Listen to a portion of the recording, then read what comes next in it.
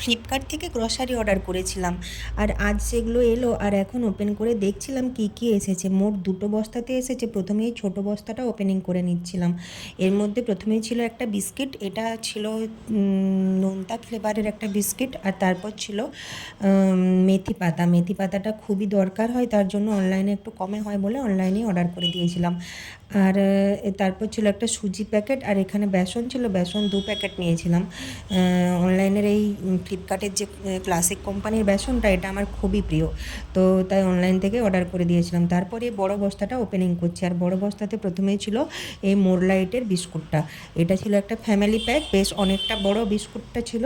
আর এই বিস্কুটটা খেতেও খুব ভালো। এর আগে আমরা দোকান থেকে ছোটো প্যাকেট কিনে খেয়ে দেখেছি, খুব ভালো হয়, তার জন্য একটা বড় প্যাকেটই অনলাইনে একবারে অর্ডার করে দিলাম, যাতে বারবার আর কিনতে না হয়।